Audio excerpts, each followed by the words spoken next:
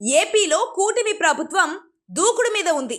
ఒకవైపు అభివృద్ధి, మరోవైపు సంక్షేమంపై దృష్టి పెట్టింది. కీలక పథకాలకు శ్రీకారం చుట్టింది. మరోవైపు పాలనా పరంగా కూడా దూసుకుపోతోంది. అమరావతి రాజధానితో పాటు పోలవరం ప్రాజెక్టు పనులు శరవేగంగా జరుగుతున్నాయి. మరోవైపు మౌలిక వసతుల కల్పన కూడా జరుగుతోంది. అన్నింటికీ మించి భారీగా రాష్ట్రానికి పెట్టుబడులు వస్తున్నాయి. కేంద్ర ప్రభుత్వ రంగ సంస్థలు సైతం ఏర్పాటవుతున్నాయి.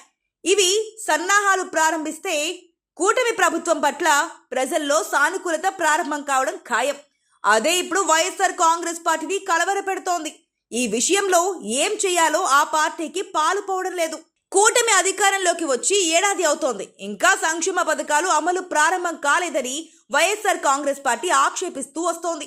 అయితే రాజకీయాలకు అతీతంగా సంక్షేమ పథకాలు అమలు చేసిన ఘనత వైఎస్ఆర్ కాంగ్రెస్ పార్టీది.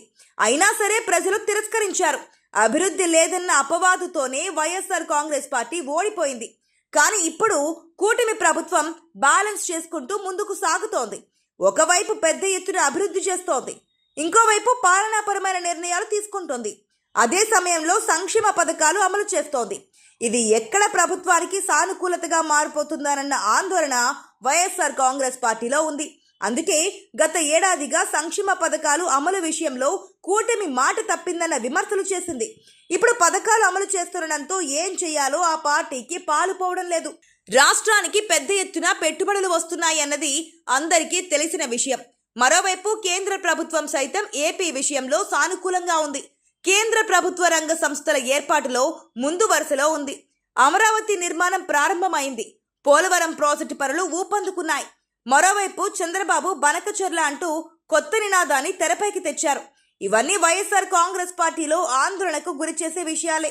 ఇటువంటి పరిస్థితుల్లో ఏపీకి భారీగా పెట్టుబడులు వస్తుండడం ఆ పార్టీకి కంటగింపుగా మారింది అన్న అనుమానాలు కూడా ఉన్నాయి.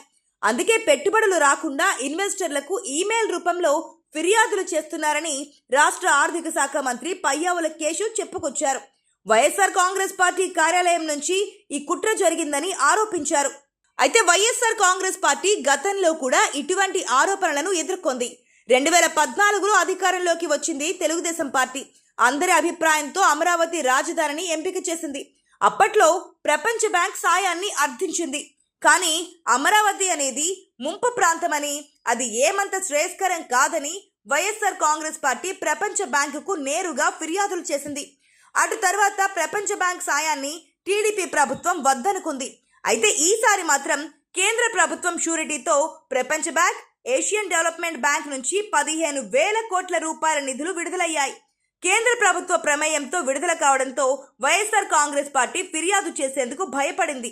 అయితే తాజాగా పెద్ద ఎత్తున పరిశ్రమలు ఏపీకి వస్తున్నాయి.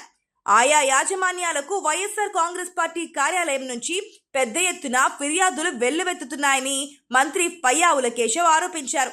అయితే అలా పరిశ్రమలను అడ్డుకోవడం ఏంటనే ప్రశ్న వినిపిస్తోంది. దీనిపై వైఎస్ఆర్ కాంగ్రెస్ పార్టీ డ్యామేజ్ అవ్వక తప్పదు అన్న కామెంట్స్ కూడా వినిపిస్తున్నాయి. చూడాలి మరి ఏం జరుగుతుందో.